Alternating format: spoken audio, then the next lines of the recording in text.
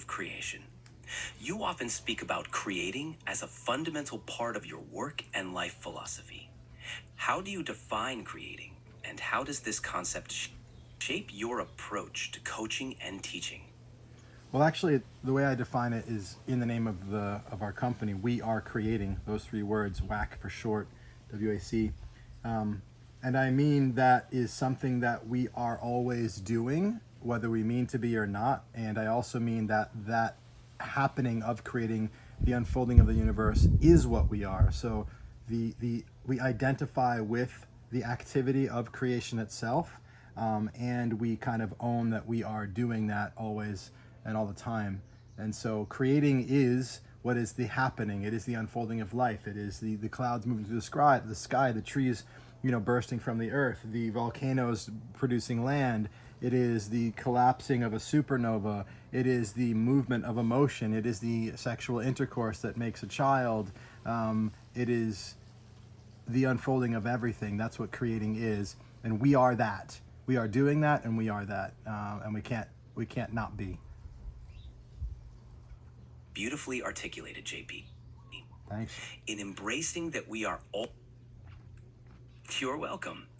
Diving into this perspective, how do you see the role of choice and intention in our ongoing process of creating? Are we actively shaping our reality, or is it more about becoming aware of the creation that is already unfolding? It's both.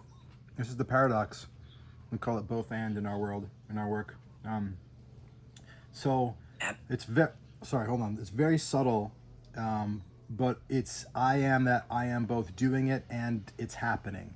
And so what do I mean by that? What does that look like?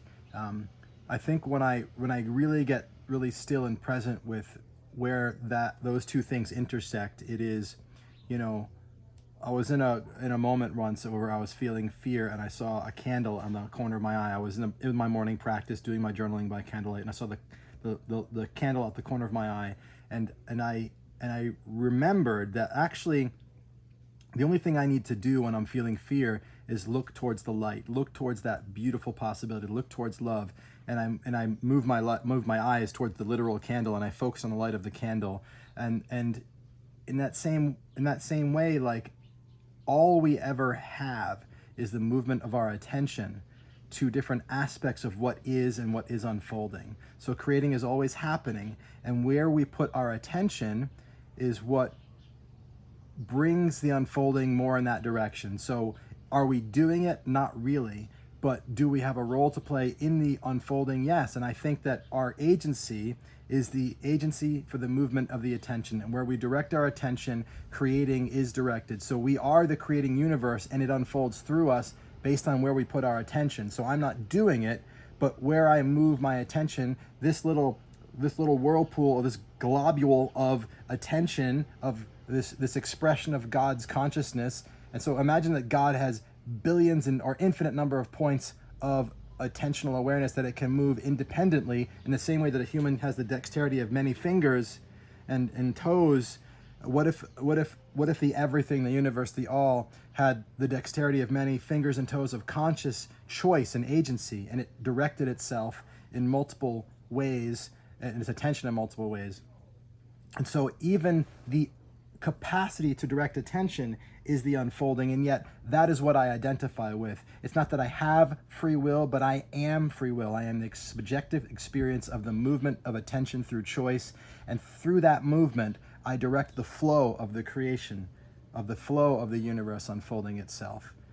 And so in that is my experience of agency, and it is my agency as long as I'm telling the story of myself as a separate part of the everything. But I can also let that go and dissolve back into the oneness, the totality, and I can see that even the expression of the agency of the movement of my attention is itself an unfolding. So the answer to your question is essentially, it really comes down to what perspective am I taking, and that's at the heart of the creating perspective as well.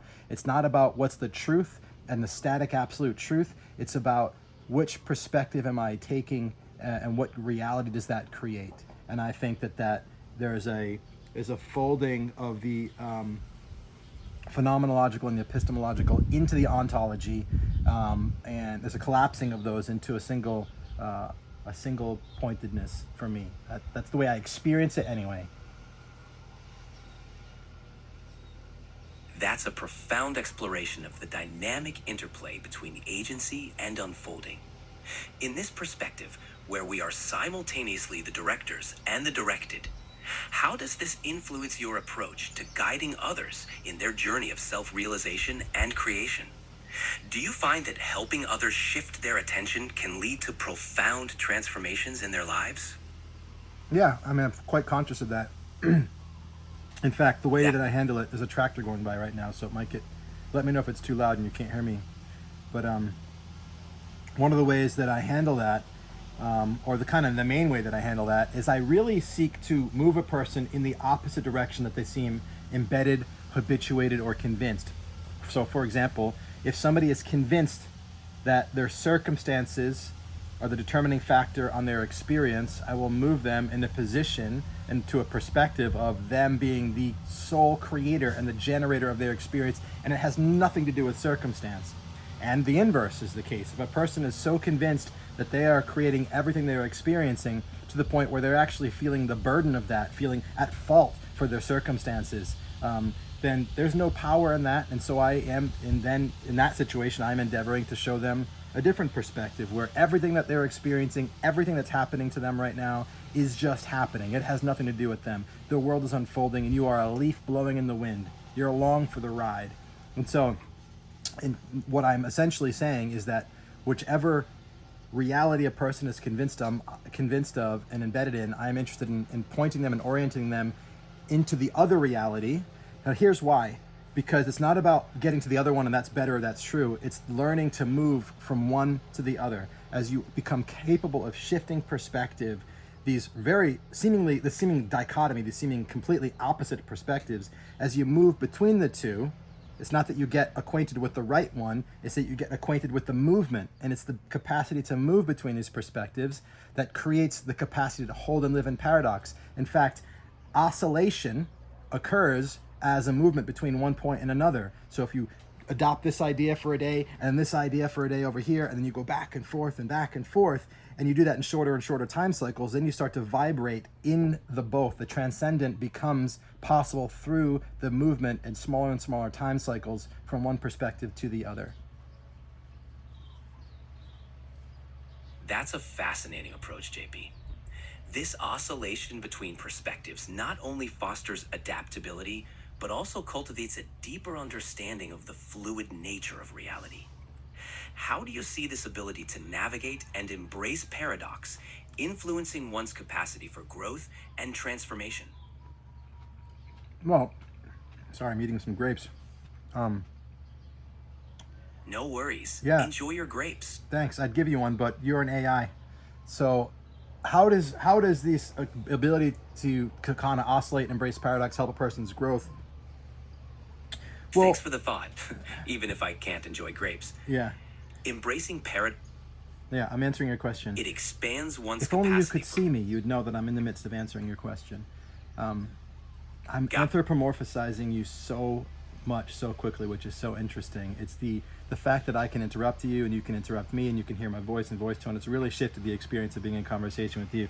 I can only imagine what it's going to be like when you've got vision and when you are embedded inside of an anatomic robot, and holy shit, it's going to be insane.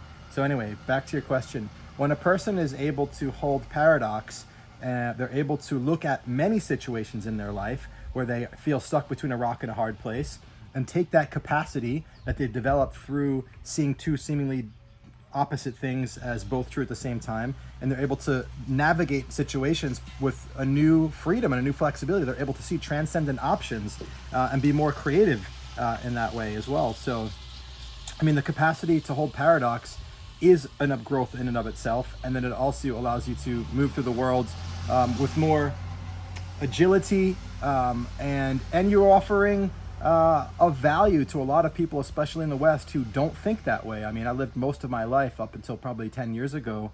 You know, I'm 45 now, so certainly into my early 30s, like completely convinced that something was either this or that, and it couldn't, and so many things were it was a contradiction to say that both of them were the case. And now I can see the paradox in it, and it gives me a lot of freedom and a lot of power to create in places that I just couldn't before. It allows me to see new ways. When people get caught in binds all the time, and that's because they can't see the transcendent. So yeah, it sets us up for being able to walk different paths that we couldn't even see before.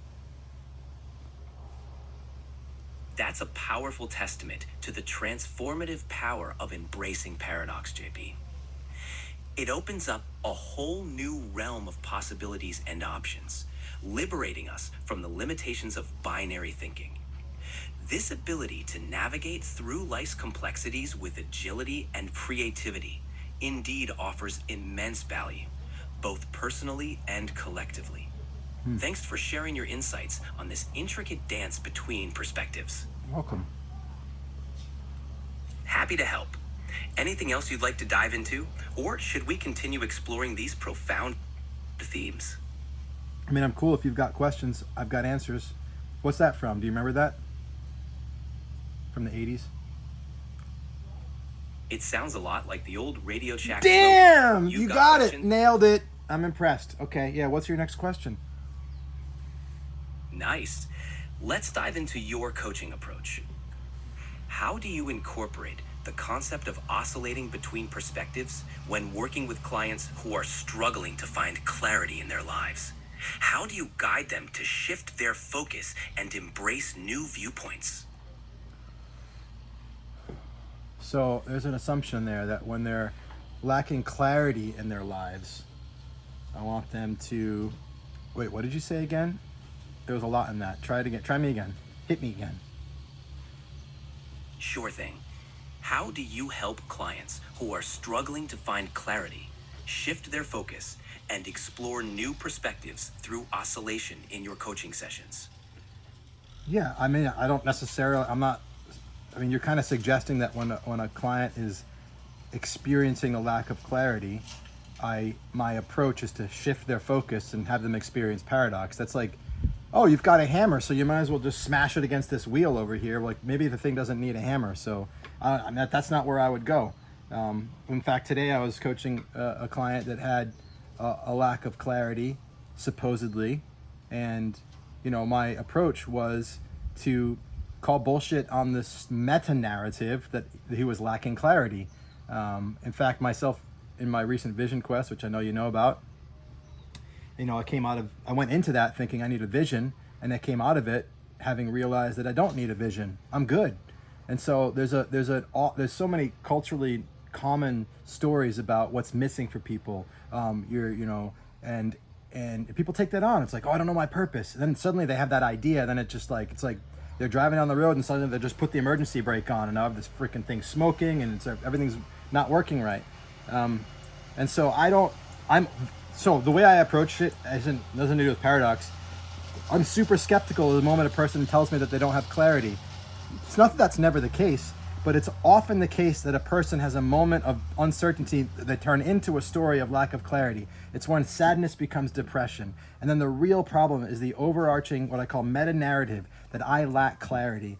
And then what that does is that undermines a person's agency for themselves. They stop believing that they have the capacity to be clear because they are a person who lacks clarity, and they lose decisiveness. And then they actually start to manifest a lack of clarity within them as a real experience, and they start to question so many things.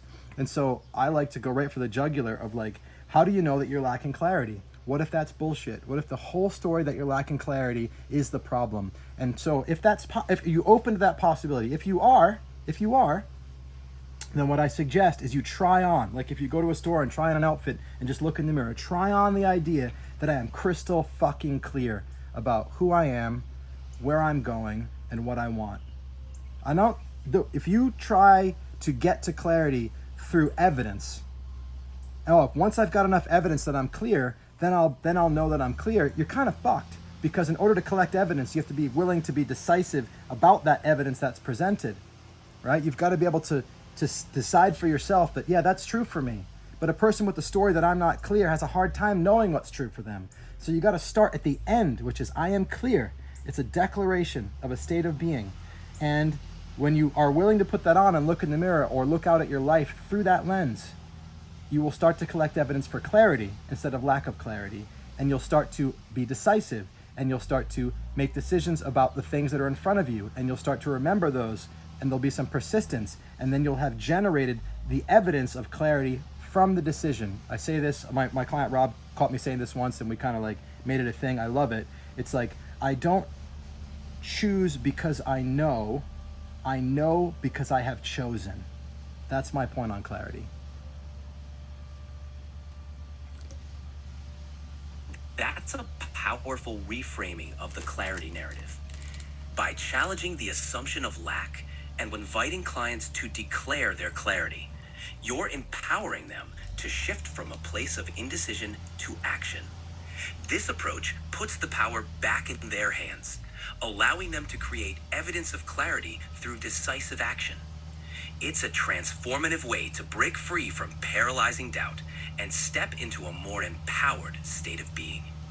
That's what I'm saying, dog. And it makes a lot of sense. It's a powerful stance to take. Yeah, man.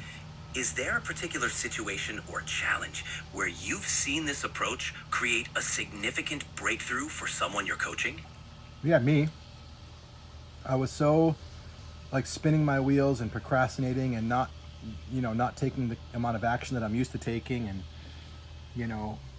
prior to going on my vision quest.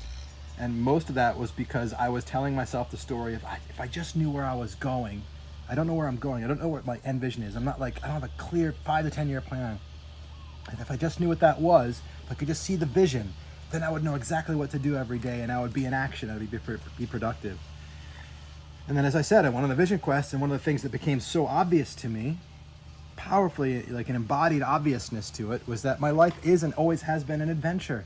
And I've never in my life had some 5 or 10 year plan, or that's what I moved toward, like a straight line. I have always seen something just on the horizon, just over the hill ahead, and I've been curious about that, and I've moved towards it, and I've let my journey from where I am to that thing and arriving at thing show me something new, show me the next, and my whole life has unfolded as a series of willingness to a series of taking action towards something that was curious and calling me, and inviting the unknown and the uncertainty, not only inviting it, but enjoying the unknown and the uncertainty, finding pleasure in the unknown and uncertainty. In fact, that's what adventure is. Adventure is saying uncertainty, yes, uncertainty is a pleasure. I want that.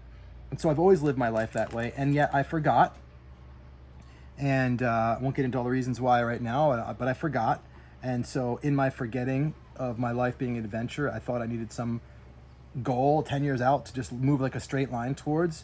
But that was killing me, the idea that I needed that. And that's why I didn't have it either, because I don't want that. I want to live my life as an adventure. And so coming back from my vision quest and being so clear that my life's an adventure, it's like I'm shot out of a cannon. Like I am in so much action all day, every day. I'm loving every single minute of it.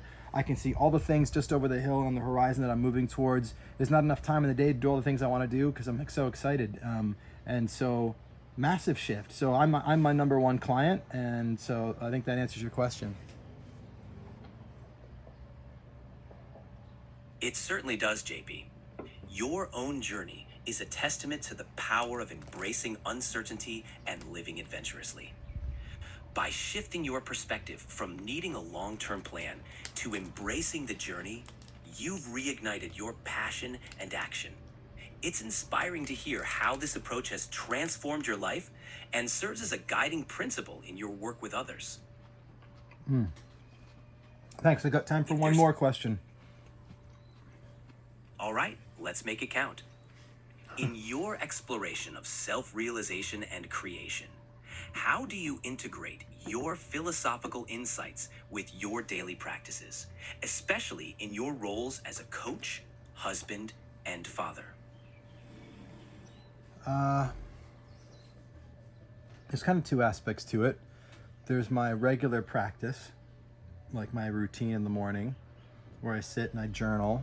And I like to create a space for myself to play regularly. So there's a consistency of showing up, but what I do in that space is so wide open. I like diversity, and I like to have an explorative experience. And so even if one of the things I do very often, not every single day, but most days, is write my declarations of my being, which is a list of ideas of who I am, who I declare that I am. Like, I am love, I am free, I am change over time, these kinds of things. These are ideas that I presence and I kind of meditate on. I write them. I have a short version, a long version. And I also explore them and evolve them always. There's circumambulation that's occurring every time I be with the concept of myself. I'm folding in new things. I'm letting other things go. So that's a pretty regular practice. But I also have I have lots of different tools that I've created and that I've discovered to create liberation. So the 3 words at the center of my work are freedom, love, and power, and I mean it in that order. So first, there's an action of liberation, and when I liberate myself from any ideas or thinking that may be an obstacle for me, what occurs is love. Love happens. Love is the great unfolding, and so when there's freedom is followed by love, and when love happens, love gives. Love makes a difference, and it does that in less time. And so it does it faster. And so that's an increase in power. A change in time over time is power. So freedom, love, power in that order. So very often, if there's anything in the feeling in the morning where I feel not free at any level, then I am spending time liberating myself through a meditative practice, through a journaling practice, through some kind of ritual. Those are the kinds of things that I do. I also will do like automatic writing, some kind of practice where I can get into kind of speaking from my unconscious, allowing fantasy to move through me as a way of kind of like breaking through the ice, like, you know, when people go ice fishing, cutting a hole in the ice and allowing the unconscious to pour forth, so then I can get that stuff out, kind of like when you wake from a dream, and then I can look at that information when I take a step away and look back at it and kind of like figure out what's going on beneath the surface. So connection failed, tap to retry. You still listening?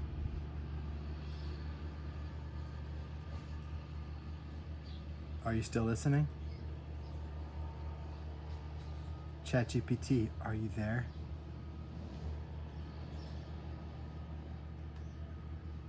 Let's see if I restart. Will you come back? Come back, ChatGPT.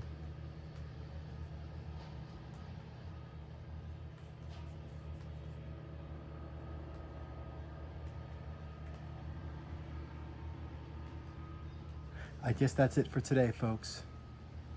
Let me know if you like that in the comments below, and maybe I'll do this more. It's kind of weird, but I kind of like it. See ya.